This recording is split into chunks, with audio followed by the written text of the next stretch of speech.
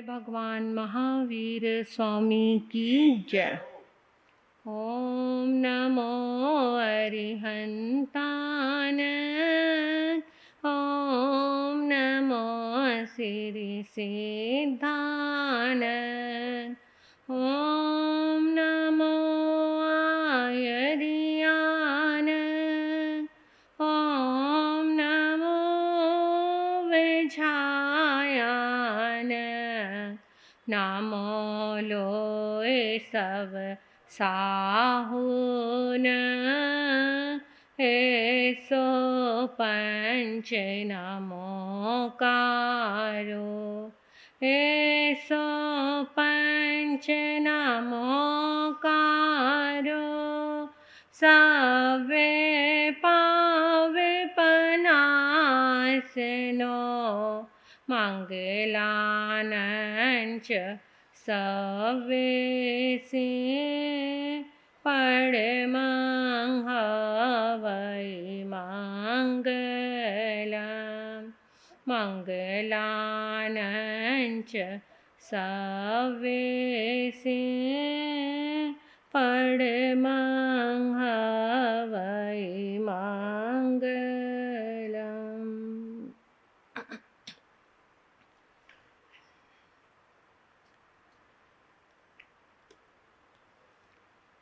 जरा इतना बता दो भगवन, लगन ये कैसी लगा रहे हो।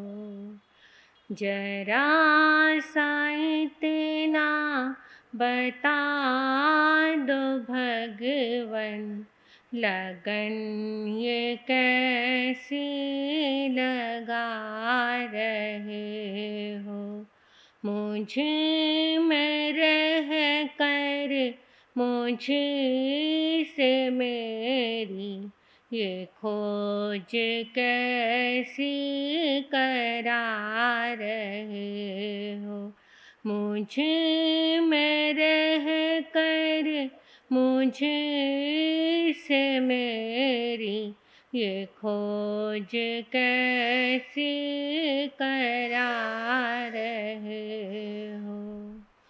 हृदय भी तुम्हें हो, तुम्हें हो प्रीतम, प्रेम भी तुम्हें हो, तुम्हें हो प्रेमी। हृदय भी तुम्हें हो, तुम्हें हो प्रीतम, प्रेम भी तुम्हें हो, तुम्हें हो प्रेमी। पुकारता मन तुम्हें को क्यों है, तुम्हें जो मन में समा रहे हो।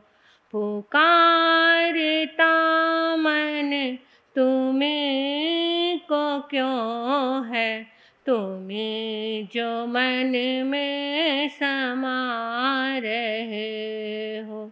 जरा सा इतना बता दो भगवन, लगन ये कैसी लगा रहे हो।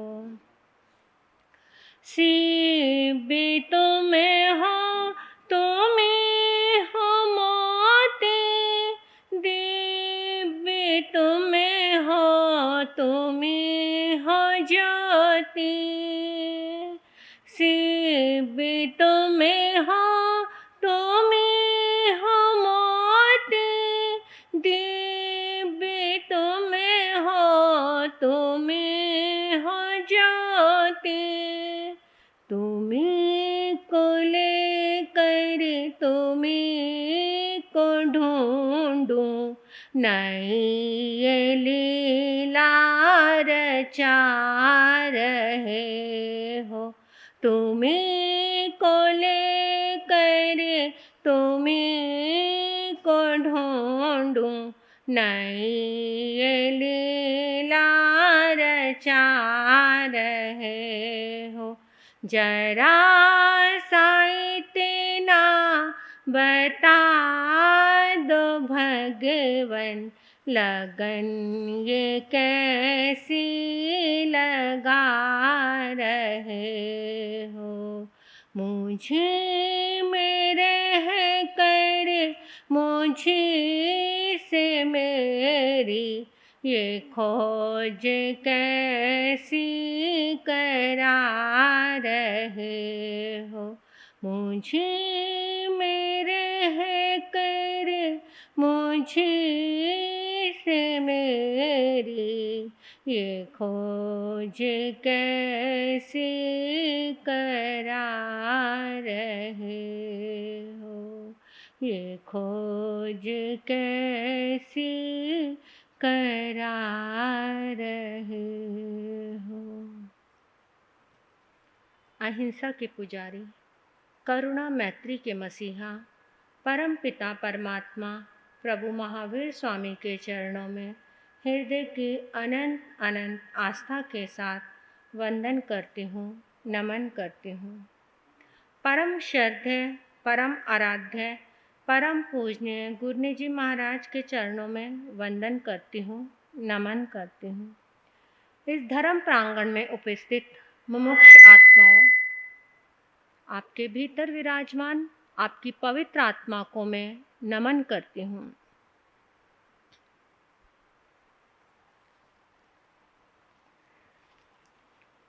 आज पर्युषण महापर्व का तृतीय दिवस, तीसरा दिन। तीसरा दिन क्या संदेश दे रहा है? हमें संदेश दे रहा है कि आप अपने मन, वचन और काया, इन तीनों को अगर संभाल के रखेंगे तो जीवन में आगे बढ़ती जाएंगी। अगर ये तीनों में से एक ने भी अपना संयम खोया तो हमें गर्त में ले जाने वाला बन जाएगा। अगर कोई मन से कुछ बुरा सोचा आपने किसी के लिए, मन में भाव आ गए आपके किसी के लिए बुरे, तो वो बुरे भाव भी आपको नरक के दर्शन भी करा सकते हैं। परंतु अगर सिर्फ आपने मन से किसी के लिए बुरा सोचा और उसी वक्त आपके मन में एक आलोचना चल पड़ी, अपने लिए प्रायश्चित चल पड़ा, अपने आत्मा को धिक्कारा कि नहीं, मुझे किसी के लिए बुरा नहीं करना, मुझे किसी के लिए बुरा नहीं सोचना। किसी का बुरा करने से पहले स्वयं का बुरा तो होगा ही। इस जन्म में जो होगा सो होगा, लेकिन पर भव में भी क्या होगा वो हम नहीं सोच सकते। तो इसीलिए परमात्मा ने कहा किसी का भी बुरा नहीं सोचना, किसी के लिए बुरा नहीं करना। दूसरा, अगर वचन हमारे क्या, ये जो हमारे मुख से निकले हुए जो शब्द, जो वचन है, हमारे शब्द कैसे होते हैं? अगर शब्द अच्छे निकले तो दुश्मन को भी अपना बना लेंगे, और अगर शब्द बुरे निकले तो अपने को भी दुश्मन खड़ा कर लेंगे। तो ये शब्द हमारे, जो बोल, हमारा वचन, अगर हमने इसको तोल कर बोला, सोच समझ कर बोला, तो हम एकदम इन्हीं शब्दों से हम अच्छे व्यक्ति, अच्छे मनुष्य, अच्छा मानव कहला सकते हैं। लेकिन अगर इन शब्दों से हमने किसी के दिल को छलनी कर दिया, किसी को तीखे वार वचन बोले, एक छुरी का काम करने वाला होते हैं ये वचन। शब्दों से ही हम किसी को घायल कर सकते हैं। इसीलिए कहा गया है कि वचन ऐसा बोलिए जो सबको अच्छा लगे, मीठा लगे और सबके मन को लुभाए। तो इस वचन के द्वारा ही हम अपना और पराया बना सकते हैं। तो इसीलिए वचन को संभाल कर बोलना चाहिए। तीसरा आता है काया। काया यानी कि शरीर से, जो इंद्रियों के द्वारा इस शरीर के द्वारा जो भी किसी का बुरा या अच्छा हम करते हैं ना, इस काया के द्वारा ही किसी को मार दिया, किसी के लिए बुरा कर दिया। तो ये जो हमारी इंद्रियां, हमारी काया किसी को बुरा ना करें, तो ये जो मन, वचन और काया, इन तीनों के योग से अगर हम किसी का बुरा करते हैं तो हमें जन्म जन्मांतर तक इसका भुगतान करना पड़ता है। अगर आपने एक योग से किसी का बुरा किया, मन से बुरा किया, तुरंत उसी वक्त आपने सोच लिया कि नहीं, मुझे ऐसा नहीं करना चाहिए था, मैंने गलत किया, तो उसी वक्त जो कर्म बंधा आपका वो टूट जाएगा, वो झड़ जाएगा आपका कर्म। आपको आपके पाप कर्म बढ़ाने वाला नहीं होगा। ऐसे ही वचन से किसी को बुरा शब्द बोल दिया, तुरंत उससे माफ़ी मांग ली, तुरंत सोच लिया मुझे क्षमा करना, मैंने ऐसे आपको बोला, मुझे ऐसा नहीं बोलना चाहिए था, मेरी गलती है, मुझे सोच समझकर बोलना चाहिए था। उसी वक्त आपने कर्म बांधा और उसी वक्त तोड़ लिया। ऐसे ही काया से आपने किसी को मार दिया या थप्पड़ मारा या किसी तरीके से भी मारा और सोचा उसी वक्त मुझे ऐसे नहीं मारना चाहिए था, ऐसे आपका अनादर नहीं करना चाहिए था, तो वो कर्म बंधा और वहीं टूट गया। तो ये मन, वचन, काया, ये तीनों जब अलग अलग होके कर्म को बांधते हैं और उसी वक्त तोड़ लेते हैं तो कर्म टूट जाता है।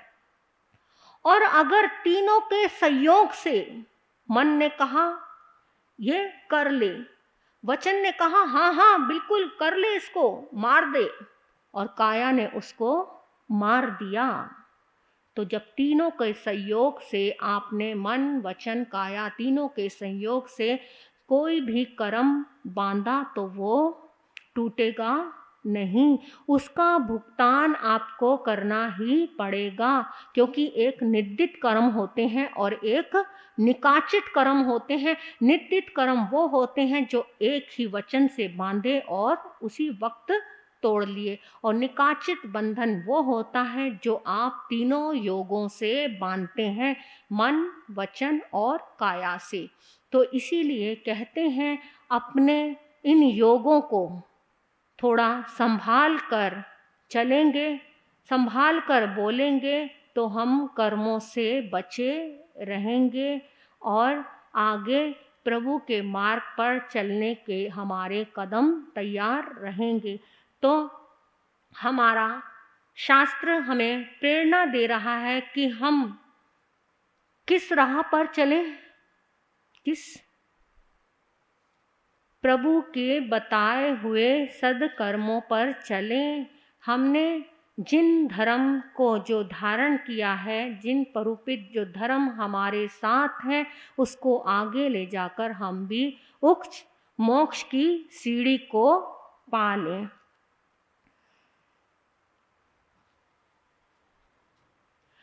जो तीर्थंकर है वो कोई ईश्वर का अवतार नहीं, वो हमारी जैसी ही आत्मा है। तीर्थंकर बनने वाली जो आत्मा हमारी आत्मा की तरह ही इस संसार सागर में इसके दलदल में भटक रही थी, उसमें फंसी हुई थी। लेकिन भौतिक सुखों की लालसा को पाने के लिए क्रोध, अहंकार आदि इनसे कलुषित थी, इसकी कालिमा में फंसी हुई थी।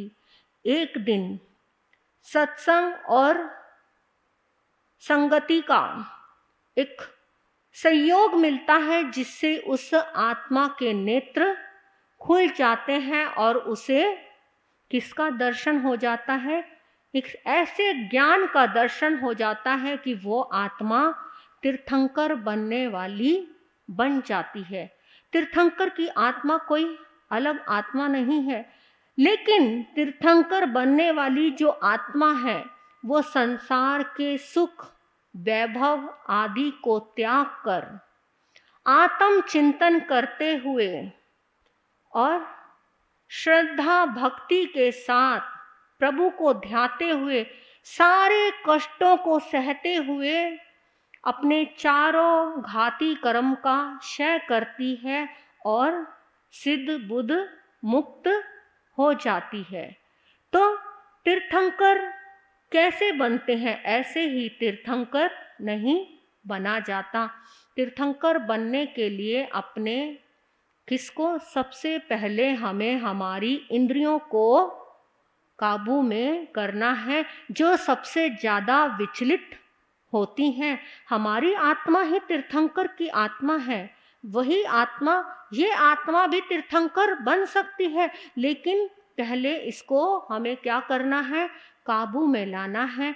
जो हमारे इंद्रियां जो विचलित होती हैं, इस संसार में भटक रही हैं, उसको पहले गोपना है।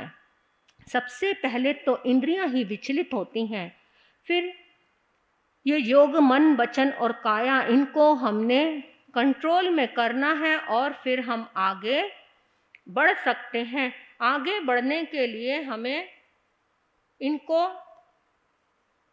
संयोग में लाना है। तो इसके लिए हमारे आचार्यों ने हमें दिया है कि हम शास्त्र की वाणी को सुनकर अपने आप को धर्म के मार्ग पर आगे बढ़ाएं और अपने जीवन को उच्च स्थान पर ले जाएं। इसके लिए मैं सबसे पहले हमारे आचार्य सुधर्मा स्वामी के चरणों में वंदन करती हूँ, नमन करती हूँ, जिनके कारण हमें ये शास्त्र आगम का अध्ययन सुनने को मिला। आचार्य भद्रबाहु स्वामी के चरणों में वंदन करती हूँ, जिन्होंने ये हमें आगम हमारे सामने रखा। कल तक हमने क्या सुना था? नवकार महामंत्र की महिमा को सुना था कि एक नवकार महामंत्र को गिनने से ही हमारे नरकों के बंधन भी टूट सकते हैं। लेकिन कैसे? जब हमारे भाव उसमें सम्मिलित हों। अगर हमारे भाव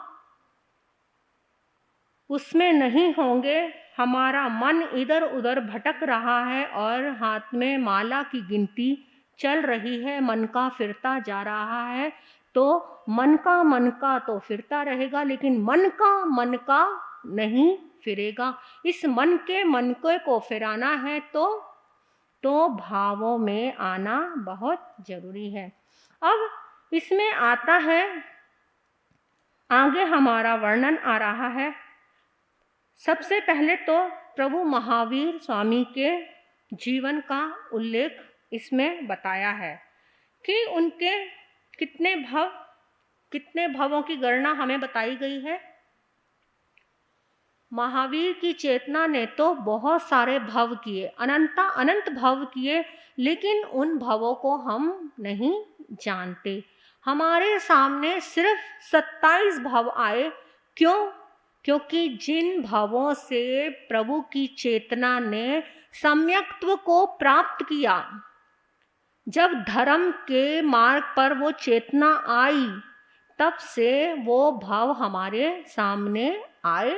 उससे पहले के अनंत भव बीते, उनका वर्णन हमें नहीं पता। तो सबसे पहला भव प्रभु की चेतना का हुआ, नैसार का भव। फिर स्वधर्म देवलोक में जाकर देवता बने, मैं आपको इसके विषय में बताऊंगी अभी कि नैसार के भाव में वो महावीर की चेतना ने कैसे सम्यक्त को प्राप्त किया। फिर उसके बाद वो मरीचि के भाव में आए तीसरे। चौथा भाव देवलोक में, ब्रह्म देवलोक में जाकर देवता बने। पांचवा कोल्लाक नाम ग्राम में ब्राह्मण के रूप में उन्होंने कौशिक नाम का ब्राह्मण त्रिदंडी बना। फिर छठा भाव ईशान देवलोक में जाकर देवता बने। सातवां हस्तिनापुर नगर में ब्राह्मण के घर में पुष्पमित्र के नाम का सन्यासी बने। आठवें भाव में सुधर्म देवलोक में जाकर देवता बने। नौवें भाव में चैत्य नामक ग्राम में ब्राह्मण के घर अग्नि प्रद्योत नाम के सन्यासी बने। 10वें भाव में ईशान देवलोक में देवता बने। 11वें भाव में अग्निभूति ब्राह्मण बने। 12वें भाव में तीसरे देवलोक में जाकर देवता बने। 13वें भाव में तदंतर श्वेतांबिका नगर में ब्राह्मण के घर में भारद्वाज के नाम से त्रिदंडी बने। और 14वें भाव में चतुर्थ देवलोक में जाकर देवता बने। 15वें भाव में राजगृह नगर में ब्राह्मण के कुल में स्थावर नाम में से जन्म लिया। अभी तक आपने ये सारे भाव सुने, किसके भाव सुने? एक मनुष्य का, एक देवता का, एक मनुष्य का, एक देवता का, एक मनुष्य का, एक देवता का। फिर 15वें के बाद 16वां भाव, फिर ब्रह्म देवलोक में जाकर देवता बने। 17वें भाव में राजगृह नगर में विश्वभूति नाम का युवराज बने। 18वें भाव में शुक्र देवलोक में जाकर देवता बने। 19वें भाव में त्रिपृष्ठ वासुदेव बने। 20वें भाव में वो 7वीं नरक में गए। मनुष्य, ये भगवान की चेतना है। उसने देवता भी बने, सन्यासी बने और त्रिदंडी भी बने और मनुष्य का भाव भी लिया और नरक में भी गए। 21वें भाव में त्रियंच के रूप में, सिंह के भाव में शेर के रूप में आए, त्रियंच का भाव भी लिया। 22वें भाव में विमल के नाम से आए। 23वें भाव में मूका नगरी में धनंजय राजा के पुत्र प्रिय मित्र चक्रवर्ती बने। और उसके बाद फिर 24वें भाव में महाशुक्र देवलोक में जाकर देवता बने। 25वें भाव में छत्रा नगरी में राजा नंदन बने। 26वें भाव में देवलोक में जाकर देवता बने। और 27वें भाव में फिर भगवान की चेतना ने महावीर भगवान बनकर जन्म लिया। तो ये है भगवान के 27 भाव कि कौन सी चेतना ने कब क्या जन्म लिया। तेनंग कालेनंग तेनंग समनेनंग समने भगवन महावीरे पंच हथु थरे हत्था तंग जहा हथुत राहिंग चुए चैता गब्बंग बक्कंते हथुत राहिंग गब्भाव गब्बंग सहारिये हथुत राहि जाए हथुत राहिंग मुंडे भविता आगा राव अनगारियंग पवैये हथुत राहिंग अनंते अनंतरे निग्वा घाय निरावरणे कसीने पड़ी पुण्य केवल वर्णान दंसने समुपन्ने साइना परिनुव्वे भयवंग। 27वें भाव में प्रभु ने जो जन्म लिया अवसर्पणी काल के चौथे आरे में महाकुंड ग्राम में देवानंदा नाम ब्राह्मण के घर में, वो भगवान की आत्मा उस देवानंदा ब्राह्मणी के गर्भ में आई। और उस समय जब वो प्रभु उनके गर्भ में आए, उस समय उत्तरा फाल्गुनी नक्षत्र था। जब भगवान का जन्म हुआ च्यवन का था। ये च्यवन के समय मतलब जब आत्मा गर्भ में आती है उस समय को च्यवन बोलते हैं। जितने समय में आत्मा ने एक शरीर से दूसरे शरीर में प्रवेश किया, वो जो चलने का जो रास्ता है वो है च्यवन का समय। वो समय इतना सूक्ष्म होता है कि हमारी आँख पलक झमकने में भी बहुत देर हो जाती है, लेकिन वो आत्मा उस जगह से जो गर्भ में आती है वो उतनी भी देर नहीं लगाती। तो ये होता है च्यवन। तो वो उस समय उत्तरा फाल्गुनी नक्षत्र था। जब भगवान का जन्म हुआ तब भी उत्तरा फाल्गुनी नक्षत्र था। जब वो मुनि बने तब भी उत्तरा फाल्गुनी नक्षत्र था।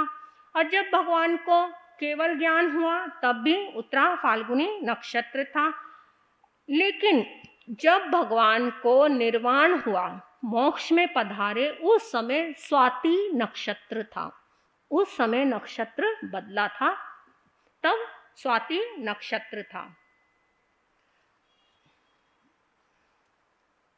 तेनंग कालेनंग तेनंग समनेनंग भगवान महावीरे जैसे गिमहानंग चौथे मासे 8वें पखे आषाढ़ शुद्धे तस्सनंग आषाढ़ शुद्ध से छठी पखेनंग महाविजय पवन पुंडरियाओ महाविनाओ विसंग सागरो वनमिटियाओ आओ खेनंग भखेनंग ठीक खेनंग अंतरंग चैनंग चैता ये जम्बू दिवे दिवे बारे बासे ताही भर में इस मिसे ओस निपिये सुषम समाये समिये विकंताये सुषमाये समाये वैकंताये सुषम दुष्माये समाये वैकंताये दुष्म समूहमाये समाये बहु विकंताये सागरो बम कोड़ा कोड़िये वयाली सवास सह सिंह उन्हीं आये पंच हतरी वासेहिं हद नमो हिये मासेहिं से सेहिं इक विसाय तिथ्य रेहिं इखाग कुल समुपनेहिं काश सब गुत्तेहिं तोहिं या हरिवंश कुल समुपनेहिं गोये समुप गुत्तेहिं तेवी साय तिथ्य रेहिं वही कंतेहिं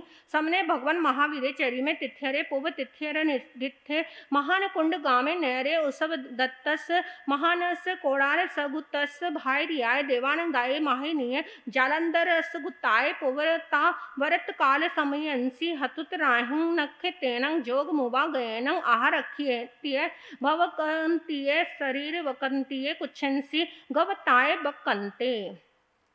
भगवान महावीर स्वामी उस समय 10वें देवलोक सर से चलकर वो आत्मा महाविजय पवर पुंडरिक विमान से 20 सागरोपम की आयु को भोग कर जम्बू द्वीप के दक्षिण भारत में अवसर्पणी काल में उस समय सुखमा सुखम प्रथम आराग चल रहा था।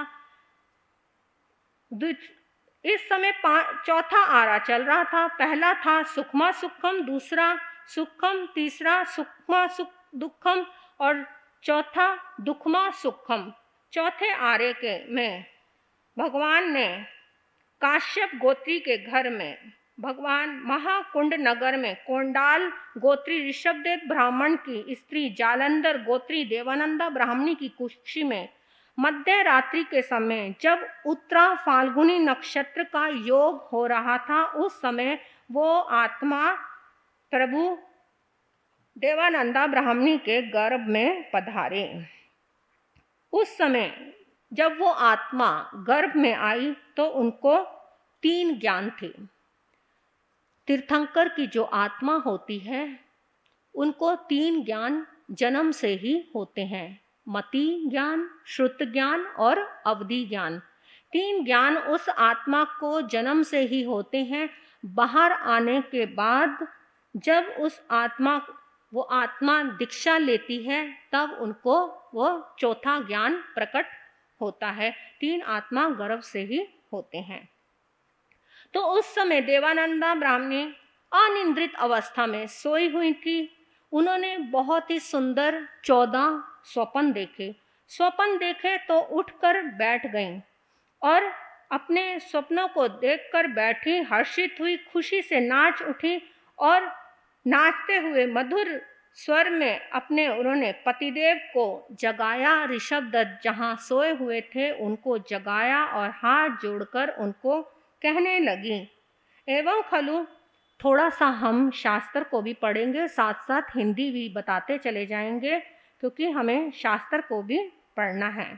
एवं खलु अहम देवानुप्रिया अज सेनी जनसी सुत जागरा ओहिर माने इमया रूवे उराले जाप संश्रिये 14 महासुमीने पात्सी तान पड़ी बुद्धा तंग जहाँ गए जाव सिंह च ऐसी देवानुप्रिया उरालानंग चाव उत सनहंग महानुमिनानंग के मन्ने कलाने फली वित्तित से भवत सही तेनंग से उसब दत्ते महाने देवान दाय महानीय अंत्य ए मठंग सुच्चा निसम हट तुठ जाव हियाए धार है कयम पुफ मित समुस्य सियारो कुमे सुमि गुनहं करे करिता इहं अनुप वसई अनुविसिता अपनो सहावियनं मई पुवेनं बुद्धि बिना नैनं तेसिक सुमिनानं अथु गहं करे करिता देवानंदा महानिंग एवं 82। और ऋषभ दत्त को उन्होंने अपने 14 स्वप्न सुनाए, बताया कि मुझे ऐसे ऐसे स्वप्न दिखाई दिए हैं और उन स्वप्नों का क्या फल होगा, आप कृपया करके मुझे बताइए कि मैंने जो स्वप्न देखे हैं वो कैसे हैं। तो उन्होंने बताया कि बड़ा ही सुंदर सुकुमार सर्वांग शुभ लक्षण एवं व्यंजन युक्त मानवमान सहित शरीर वाला एक पुत्र को तुम जन्म दोगी, ऐसे सुंदर तुमने स्वप्न देखे हैं। सेविय नंग दारय उमुक बाल भावे विनाय परिणय मित्ते जोव गम मुत्ते रियुवे जयुवेयं सामवेय अथवन वेई तिनहा संपंच मान निघट छट्टान सम गो गानं सहसनानं चौनं बयानं सारिये परिपारे धारे गावी सट्ठी तंत विसारय संखाने सिखाने सिक्खा कप्पे वार गने छंदे निरुत्ते जोई सामयने अन्येसु या बहुसु बंबनेसु परिवायेसु नरेसु सुपड़ी निठिये आवी भविष्यई। वो बालक अपने जीवन में 8 वर्ष का हो जाने पर बहुत अधिक कलाओं में निपुण होगा, उसे कुछ भी पढ़ाने की जरूरत नहीं पड़ेगी।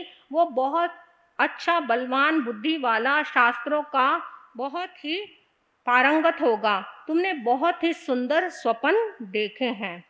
तेनं सा देवानंदा महानी उसब दत्त महानस अंत्य ए मठं सुच्चा निसम हत्य तुठ जाव हिया जाव करियल परिगहियं दस नहं सिरसा वत्त मथय अंजलिं कट्टु उसब दत्तं महानं एवं 82।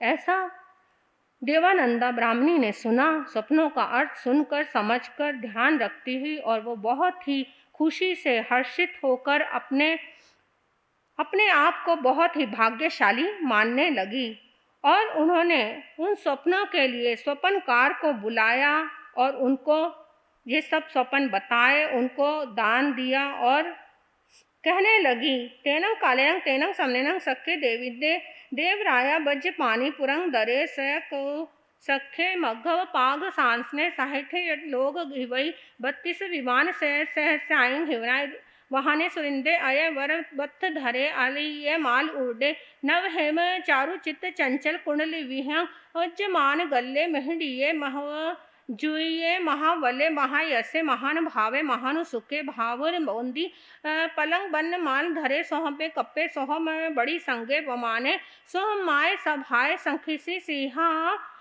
सनंसी सेन तत्थवतीस साय विमान वास सह सांसिनं ताय तिसाय ताय तति सागानं चौरासीय समानी अहसीनं चौनं लोकपालानं अठनं अग महिसीनं सपरिवारानं तिन्हं परिसानं सत्तहं अनि आगानं सत्तहं अनिया वहिनं चहुनं चौरासीनं आयर खंदेश बसहिनं अनेसिं च बहुनं सोम कप्पवासीनं वेमानियानं देवानं देवीनं अहो वच्चं पोरे वच्चा मित्तं भट्टिना महत्तर गत्तं आयना ईसर सेना वच्चं कार्य माने पाले माने महिया हया नट गिय वाई अंत तीतल ताल तुड़िये घन मुइगं पंडुप हवाये ब्रवेनं देवायनं भोग भोगायं बुज्ज माने विह रही। उस समय स्वर्ग में जो देवता हैं उनके जो अधिनायक शकेंद्र, जो सबसे बड़े इंद्रों के इंद्र शकेंद्र, वो शासन कर रहे थे। उस समय उनके हाथ में जो वज्र होता है वो दैत्यों का, जो उनके हाथ में एक वज्र होता है वो दैत्यों का नाश करने वाला होता है। उस समय वहां पर वो देवता देख रहे थे और इसी के बीच में एक कहानी आती है कि जो शकेंद्र है वो पहले भव में कार्तिक नाम का सेठ था और जिस जगह वो सेठ था वहां का राजा उसने एक सन्यासी, उस नगर में एक सन्यासी आया और सन्यासी ने कहा कि मुझे तुम्हारे यहाँ के सेठ को है ना बुलाओ मेरे पास। तो उनको बुलाया। वो जैन धर्म को मानने वाला सेठ था और वो था सन्यासी त्रिदंडी, लेकिन वो उनके सामने झुकना नहीं चाहता था और वो चाहता था मैं अपने सामने झुकाऊं। तो उसने क्या किया, कहा एक राजा से एक छोटी सी कुटिया सी बनवाई कि इसमें उसको प्रवेश कराया जाए। जब उसमें प्रवेश कराएंगे तो सिर झुक जाएगा, तो वो अपने आप ही उसके आगे झुक जाएगा। ये उसके मन में था। तो लेकिन जब उनको बुलाया गया, उसको राजा की आज्ञा थी, आना पड़ा और उनको कहा गया कि इस कुटिया में प्रवेश करो। तो उन्होंने भी क्या किया, वो समझ गए कि ये झुकाना चाहता है लेकिन मैं भी झुकने वाला नहीं हूँ। उन्होंने पहले पैर अंदर किए और फिर अपना धड़ अंदर किया, तो इस तरह से वो नहीं झुके। तो फिर उस सन्यासी को बहुत गुस्सा आया। उसने कहा कि मैं इसकी पीठ पर रखकर गरम गरम खीर खाना चाहता हूँ। तो राजा की आज्ञा थी, तो राजा की आज्ञा से उन्होंने पीठ पर खीर रखवाई, उस सन्यासी ने खाई। तो उस समय उन्होंने सोचा कि मैं अपना धर्म का वो क्यों ना करूं, मैं भी अपने जैन धर्म की दीक्षा अंगीकार करके मैं इतना बलशाली बनूं कि इसको पता लगे कि धर्म क्या होता है। उन्होंने जैन धर्म को अंगीकार किया, दीक्षा ली और वही कार्तिक सेठ जाके शकेंद्र इंद्रों के इंद्र शक्रेंद्र बने। और वो जो सन्यासी था वो नीचे शक्रेंद्र के नीचे चमरेंद्र का आसन होता है, वो बहुत नीचे होते हैं देव, तो वो चमरेंद्र बना। तो उनकी भी एक कहानी आती है बीच में कि शकेंद्र जो चमरेंद्र था उसको पिछला अपना वो याद आ गया, तो एकदम गुस्से में आके सोचने लगा कि इस शक्रेंद्र को मैं अपने चरणों में झुकाऊं। तो लेकिन अपने चरणों में झुकाने लगा, वो ये नहीं जानता था कि वो कितने शक्तिशाली हैं, उनके आगे तो झुकना बहुत मुश्किल है।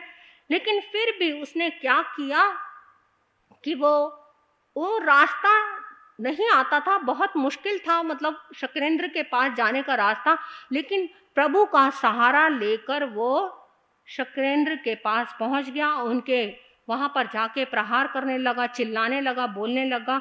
तो शकेंद्र महाराज को गुस्सा आ गया और वो अपना वज्र लेकर उसके पीछे भागे। तो भागते हुए उन्होंने अपना वज्र उनके ऊपर छोड़ दिया, लेकिन जैसे ही उन्होंने वज्र उनके ऊपर छोड़ा वो चमरेंद्र तो डर गया कि अब इनके वज्र से मेरा तो अंत होना निश्चित ही है। तो अपने आप को बचाने के लिए वो प्रभु के चरणों में जाकर छिप गया। अब जब प्रभु के चरणों में जाकर छिप गया तो प्रभु का सहारा ले गया, तो फिर तो उसको अभय दान मिलना ही था। तो फिर शकेंद्र ने जो अपना वज्र छोड़ा हुआ था, उन्होंने सोचा मेरा वज्र जो मैंने छोड़ा हुआ है वो प्रभु को कष्ट ना पहुंचा दे। उन्होंने अपना वज्र पकड़ लिया और उसको क्षमा कर दिया। तो इस तरह से ये शकेंद्र और चमरेंद्र की यहाँ पर बीच में बात आती है कि शकेंद्र जो होते हैं वो इंद्रों के बड़े इंद्र होते हैं और बहुत ही शक्तिशाली होते हैं, उनको हराना बहुत मुश्किल है। इमं चना केवलप जम्बू दीवं दिव उवे लेनं अहनिया अभोयना विहरे तत्थनं समनं भगवान महावीरं जम्बू दीवे बाहे वासे दहिण बरहे बहान कुंड गामे नगरे उसब दत्तस महानस कोड़ा सगुत्तस भारी आए देवानंदे आए महानीय जालंधर सगुत्ताए कुछसी गंबताए बककं पासई पासिता हत तुठ चित्तम मानंतिये नंदिये परमानंदिये पी मने पर स्मसो मान सिये हविसस विसप मान हिय धारा है कयम्ब सुर भी कुसुम्ब चंदु मायूल समिये रोमं कुवे बिये सिये वर कमल नयन बयने वेलिये वर कंडग गुत्तिये केऊ उम्रंड कुंडन हार विया तंत्र छे पालंग पवहम बा वन घोतंग भूसे घामने संबंग तुरियंग चवलंग सुरिंदे सिंहासनाओ अबुठेता पाड़ियाओ पचो रोही पुचो रोहिता बेलू रिये वठिये रिठ अंजनंग न्यू सोविनिये मित्तन मनी रेन मंडी आओ याओ अमूल्य अमृता एक साड़ियां उत्तरा सगं करीता अंजलिग हथे तिथे यार भीमुहे सतठ प्याई अनुगच्छिता बामंग जानू अचे अचिता दाहिनंग जानू धरणीत नंसी साहुठ तिकुत्तो मद्दानंग धरणी तलसी निवेसिता ईसिंग पनुच मई पच मईता केरल परि गहियंग दसनहंग सिरहावतंग मथय अंजलिंग कटु एवं 82। जम्बूद्वीप को जो अपनी विस्तीर्ण मति और अवधि ज्ञान के द्वारा जो देवता उस समय जम्बूद्वीप में ब्राह्मण कुंड के घर कोडाल गोत्री ब्राह्मण वृषभदेव ब्रह्मर की पत्नी जालंधर गोत्री देवानंदा की कोख में भगवान को आया देखकर बहुत ही हर्षित हुए और हर्ष के साथ वो खुशियां मनाने लगे और उनको वंदन करने के लिए उनके पास आए और अब पहले आने से पहले ही अपने आसन से उठे और 7 कदम थोड़ा आगे चले और वहां पर बैठकर उन्होंने प्रभु को वहीं अपने सिंहासन से नीचे उतरकर वहीं पर बैठकर प्रभु को वंदन किया नमोथुनंग के पाठ से। नमोथुनंग अरिहंतानंग भगवंतानंग आईगरानंग तिथेरानंग सहसंग बुद्धानंग पुरुषोत्तमानंग पुरिस्यानंग पुरीश्वर पुंडरियानंग पुरीश्वर गंधहत्तिनंग लोगोत्तमानंग लोकनाहनंग लोकहियानंग लोकपैवानंग लोकपजयगरानंग अवैध्यानंग चक्षुध्यानंग मगध्यानंग शरणध्यानंग जीवध्यानंग बोहिध्यानंग धमध्यानंग धमदेश्यानंग धमनायकानंग धम सारिनंग धम वर चाउरन चकवट्टिनंग दीवतानंग शरणगई पैठानंग अपड़ियह वर्णानंग दंसंधरानंग वियच्छंगमानंग जिन्नानंग जाव्यानंग तिन्नानंग तारियानंग बुद्धानंग बोहेयानंग मुत्तानंग मोयगानंग सबनुनंग सबदरिसिनंग शिव मयल मरुए मणंत मख्य मब्बहा मा मपुन राविति सिद्धि गई नाम ध्यांग ठानंग संपत तानंग नमो जिनानंग जिये भ्यानंग। हे हरिहंत भगवान मेरा नमस्कार स्वीकार करें। आप सब भय को खत्म करने वाले संसार को इस अटवी से भटके हुए प्राणियों को इस मुक्ति दिलाने वाले शरणागत वत्सल के रूप में भव सागर से पार कराने वाले केवल ज्ञान केवल दर्शन को धारण करने वाले सारे शत्रुओं को विजय कराने वाले मोह बंधन से स्वयं मुक्त और दूसरों को भी मुक्ति दिलाने वाले हे प्रभु मेरा वंदन नमस्कार स्वीकार करिए। नमस्कार हो श्रमण भगवान महावीर को जो धर्म के आदि प्रवर्तक चरम तीर्थंकर हैं जो मोक्ष में पधारने वाले हैं महापुरुष हैं। आप जहाँ विराजते हैं आपको मैं वहाँ वंदन नमस्कार करता हूँ। जिस शकेंद्र महाराज प्रभु को वंदन कर रहे हैं अपने वही आसन पर से उठकर और ऐसे चिंतन करने लगे और सोचने लगे। एकदम उनका चिंतन जागृत हुआ कि तीर्थंकर बनने वाली जो आत्मा है वो कहाँ जन्म लेती है, कहाँ जन्म लेती है। आप हर साल सुनते हैं जो तीर्थंकर बनने वाली जो आत्मा है वो कौन से कुल में जन्म लेती है, क्षत्रिय कुल में। वो ब्राह्मण कुल में जन्म नहीं लेती आत्मा, वो आत्मा क्षत्रिय कुल में जन्म लेती है। लेकिन यहाँ पर ये आत्मा कौन से गर्भ में आई है, देवानंदा ब्राह्मणी के गर्भ में आई है वो आत्मा। तो उन्होंने सोचा न खलु एवं भुयंग न एवं भवंग न एवं भवि सत्संग जनंग अरिहंता व चकवट्टी व बलदेवा व वसुदेवा व अंत कुलेशु व जा बिखायर कुलेशु व महान कुलेशु व आया इंसु व आया इंति व आया इंसंति व। ऐसा तो ना कभी हुआ और ना ही कभी होगा। जो चक्रवर्ती बनने वाली आत्मा, बलदेव बनने वाली आत्मा, वासुदेव बनने वाली आत्मा, अरिहंत भगवान बनने वाली आत्मा कभी भी ब्राह्मण कुल में जन्म नहीं लेती। वो हमेशा क्षत्रिय कुल में ही जन्म लेती है। तो ये कैसे हो सकता है। एवं खलु अरहंता व चक्रवर्ती व बलदेवा व वासुदेवा व उगु कुलेशु व भव कुलेशु व राइन कुलेशु व इक्खा कुलेशु व खत्य कुलेशु व हरिवंशन कुलेशु व अन्नरेशु व तहप गारेशु व विद्युंजायसु व वसेशु व आयसु व आयंती व आयारेसंती व।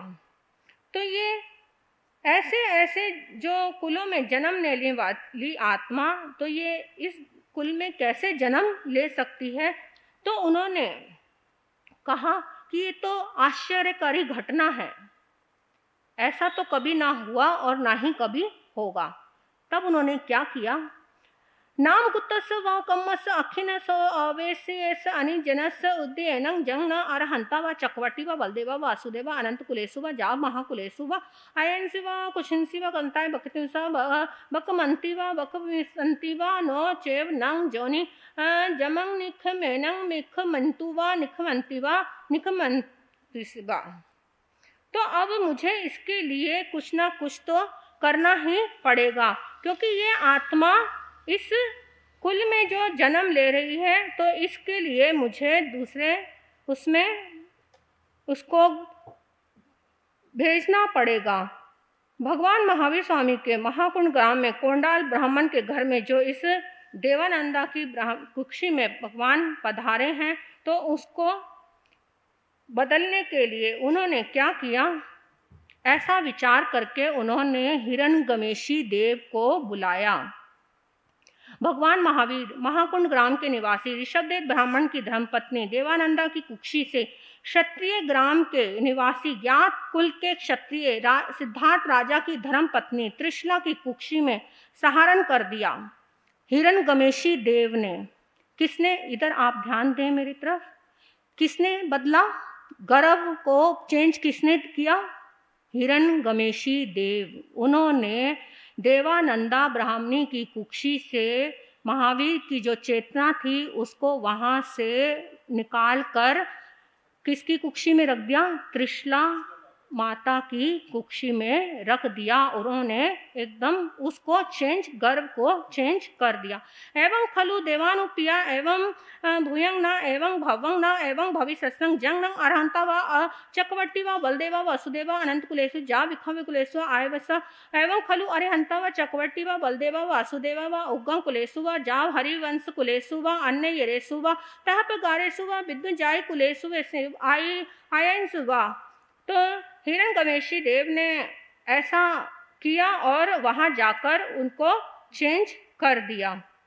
तो इस तरह से वो गर्भ को चेंज कर दिया गया। अयंग चन सबने भगवान महावीर दिव्य जम्बू दिवे दिवे बारे वासे महान कुंड गामे नयरे उत्सव दत्तस महानस कोलांड सगुत्तस भाई रियाय देवानंदाय महानीय जालंधर सगुत्ताय कुछंसी गबताय बकंते। फिर भगवान महावीर स्वामी जम्बू द्वीप के भरत क्षेत्र के महाकुंड गांव कोडाल गोत्री देवानंदा की कुक्षी से जो वहां से गर्भ का सहन करके त्रिशला माता के गर्भ में रख दिया गया। और ऐसी सूचना जाकर उन्होंने फिर कहा कि तुम ऐसा करके मुझे जल्दी से सूचना दो। और उन्होंने आके सूचना दी कि मैं ये करके आ गया हूँ। हिरण्यगमेशी देव शकेंद्र की आज्ञा ली और उन्होंने गया वहां से। उन्होंने उनको तो अनिंद्रित अवस्था में दोनों को सुला दिया, उधर से देवानंदा को भी सुला दिया, उधर से त्रिशला माता को भी सुला दिया। और उसी में उन्होंने गर्भ का सहन कर लिया। और उस समय जब एकदम गर्भ चेंज हो गया तो जो देवानंदा ने क्या देखा कि जैसे मेरे सपने, जो उन्होंने 14 स्वप्न देखे थे, कि मेरे स्वप्नों को कोई चुरा कर ले जा रहा है। मेरे जो स्वप्न हैं, क्योंकि जो आत्मा गर्भ में आई थी वो बहुत ही बलशाली थी और पुण्यशाली थी। तो जब वो आत्मा गर्भ से गई तो एकदम ऐसा लगा जैसे मेरे सपने चोरी होते जा रहे हैं। और उनको ये पता चल गया कि मेरे स्वप्नों को त्रिशला रानी चुरा कर ले जा रही है। मतलब वो सपने में ही देख रही हैं कि मेरे स्वप्नों को त्रिशला रानी चुरा कर ले जा रही हैं। तो जिस रात्रि को ही देवानंदा की कुक्षी का सहरण हुआ, उसी रात्रि को और त्रिशला रानी की कुक्षी में वो आए। तो उसी रात में फिर उन्होंने उनके तो हरण हो गए और उन्होंने वो सपने देखे। त्रिशला रानी को वो सपने दिखने लग गए। तो अभी ये थोड़ा सा शास्त्र मैं कल करूँगी, लेकिन मैं आपको नैसार के भव के बारे में आपको आज ही बताऊंगी कि जो नैसार का भव, उस भव में उस आत्मा ने क्या किया था, ऐसे कौन किस कारण से सम्यक्त्व को बांधा था जिसके कारण वो आत्मा सम्यक्त को प्राप्त हुई, तो वो महावीर की चेतना बनने को वो आत्मा तैयार हुई। एक बार एक ग्राम में नैसार नाम का एक कलाकार रहता था।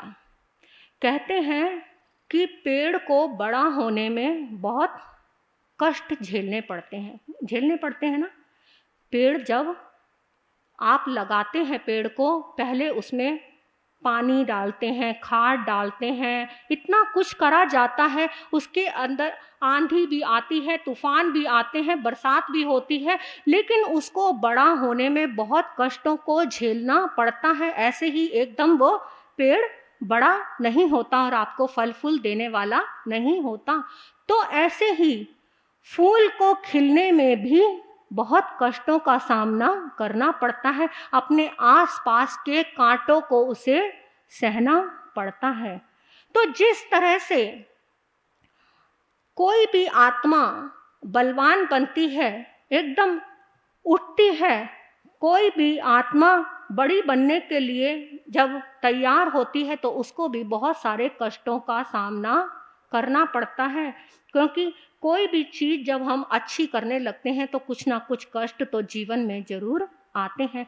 तो ऐसे ही नैसार जो कला का बहुत बड़ा पुजारी था,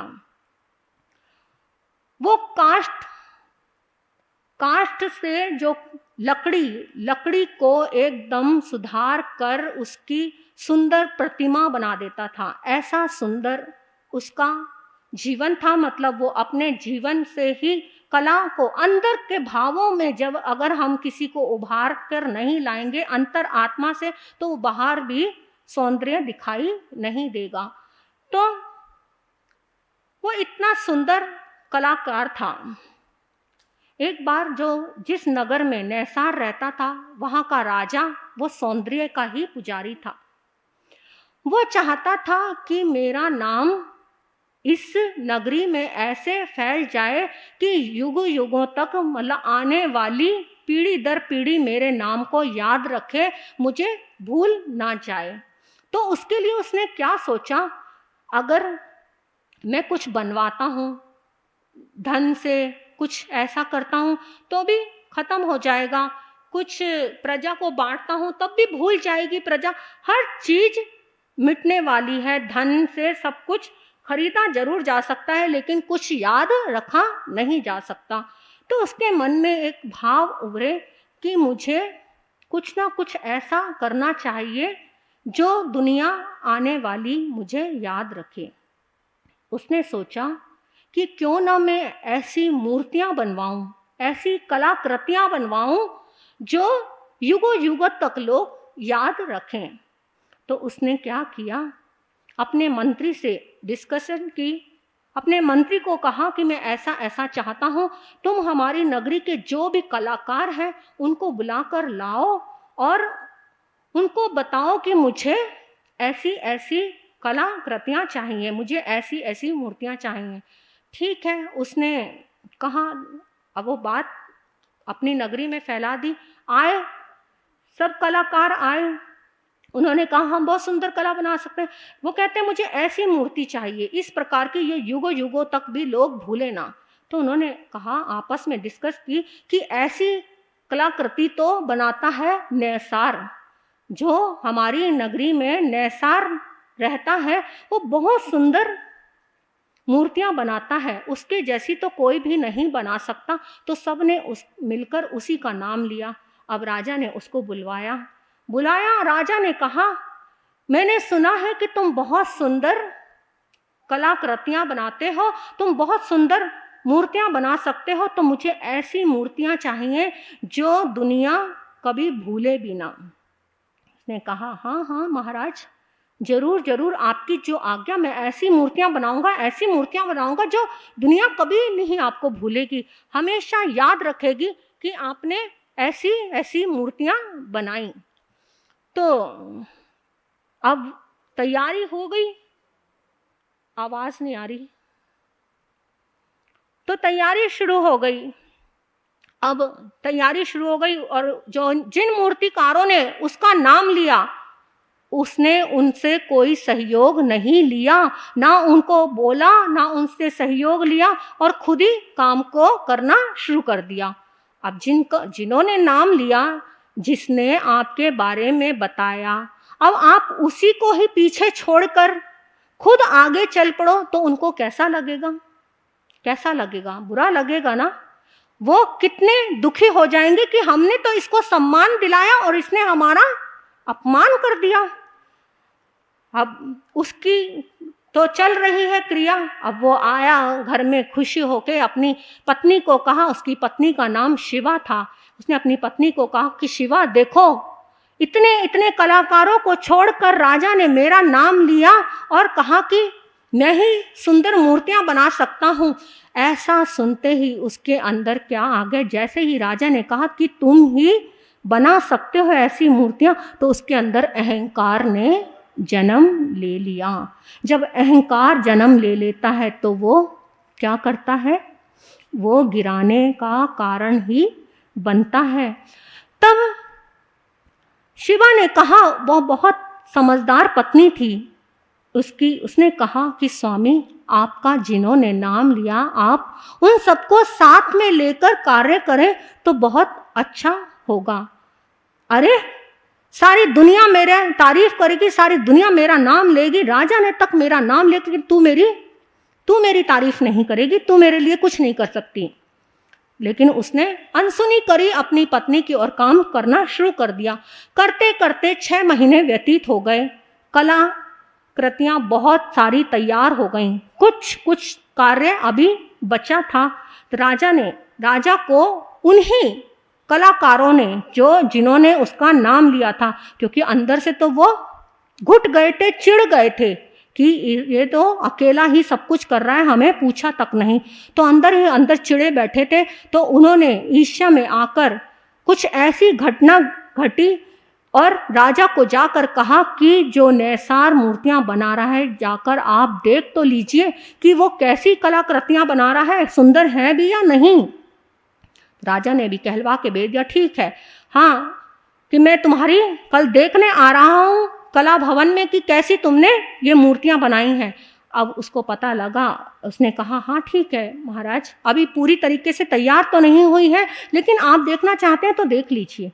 उसने आकर अपनी पत्नी को कहा, पत्नी ने कहा, अभी आपकी मूर्तियां पूरी तैयार नहीं हुई हैं, अभी आपकी अधूरी हैं, तो अधूरी क्यों दिखा रहे हो आप, पहले पूरी तो कर लीजिए। नहीं, अब राजा ने कहा है मुझे तो दिखानी ही है, तुम भी मेरे साथ चलना। ठीक है। अब वो सुबह जब पहुंचे, इधर से उन कलाकारों ने जो भी षड्यंत्र रचा था उसको अंजाम रात ही रात में दे दिया। और इधर जब वो राजा के साथ पहुंचा कला भवन में, तो राजा ने देखा मूर्तियों के ऊपर से पर्दे हटाए, क्या देखा, किसी की नाक कटी हुई है, किसी का हाथ नहीं है, किसी मूर्ति का पैर नहीं है, कोई कैसे खंडित है, कोई विकृत लग रही है और बहुत बेकार भद्दी मूर्तियां लग रही हैं। राजा को देखते इतना गुस्सा आ गया, इतना गुस्सा आ गया, अरे नालायक, तेरा नाम लिया सबने, ऐसी मूर्तियां तूने बनाई, अगर ऐसी ही मूर्तियां मुझे बनवानी होती तो मैं तुझे रखता, मुझे नहीं पता था तू इतना बेकार कलाकार है। राजा को इतना गुस्सा आया, उसकी एक भी बात राजा ने नहीं सुनी और उसको अपनी नगरी से निकाल दिया कि इसी वक्त तू मेरी नगरी से बाहर चला जा, मुझे तेरे जैसे कलाकार की ज़रूरत नहीं है। अब वो अपने मन को महसूसता हुआ अपने आप को इतना पीड़ा से भर कर चल पड़ा, क्योंकि आज ही नगरी छोड़नी थी। कुछ नहीं कहा, कुछ नहीं, क्योंकि राजा के क्या होते हैं, जो सत्ता होती है उसके कान नहीं होते, वो बहरे होते हैं। तो सत्ता तो जो एक बार जो दिख गया वही मानते हैं, जो एक बार पहले पता लग गया मानते हैं। तो राजा ने कुछ नहीं सुना और उसे देश निकाला दे दिया।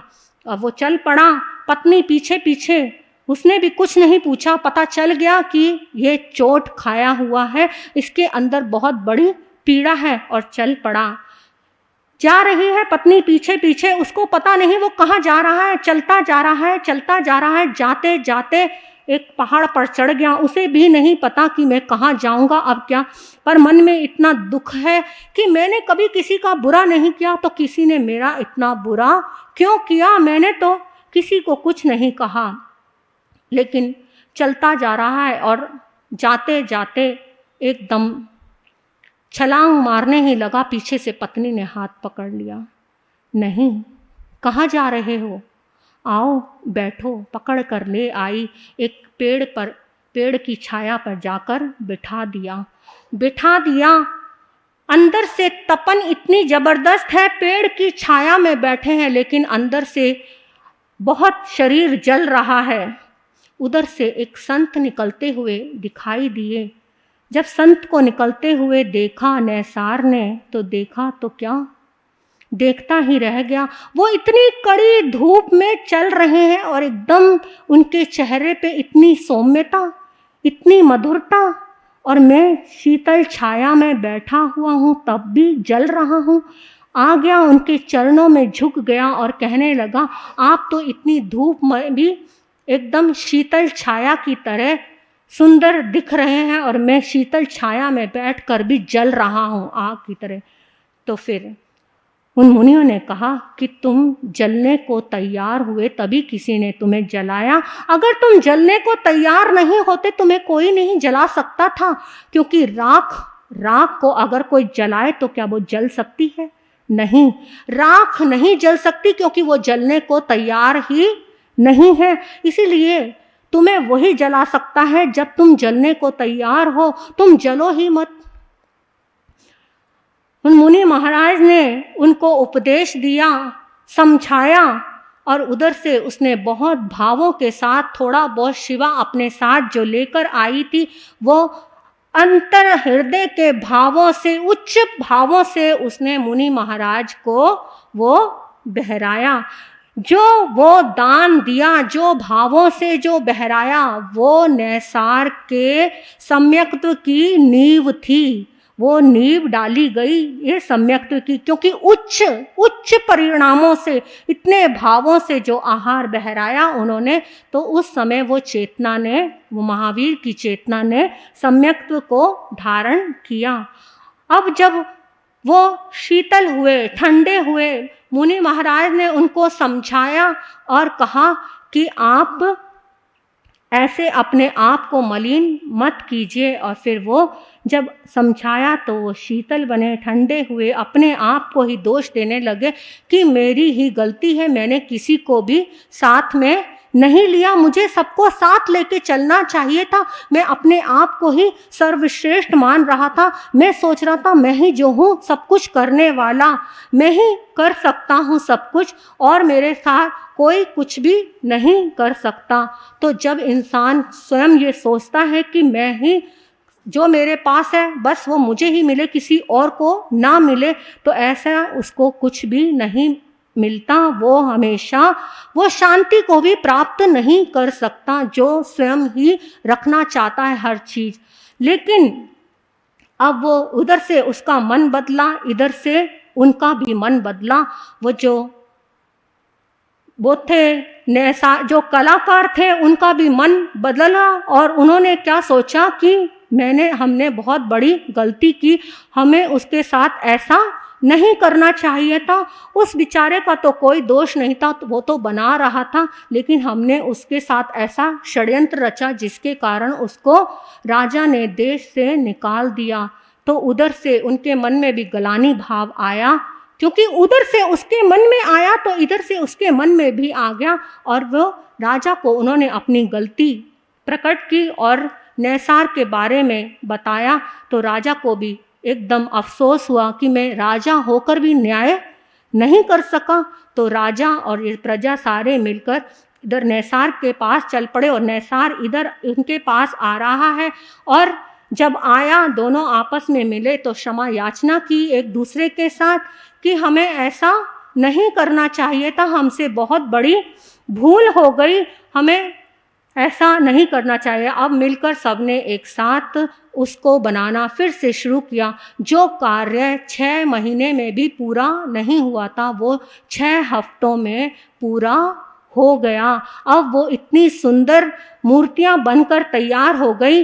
तो जब उसको देखने के लिए राजा प्रजा सब आने लगे तो उसने अपनी पत्नी का सबसे पहले धन्यवाद दिया और कहा कि तुम्हारी आंखों से ही मैं सबसे पहले इसको देखना चाहता हूँ। अपनी पत्नी को साथ में ले गया, 7 मंजिला महल बनाया, उसमें कलाकृतियाँ सजाई इतनी सुंदर कि वहाँ से कहते हैं कि दोनों पति पत्नी एक दूसरे को देख रहे थे।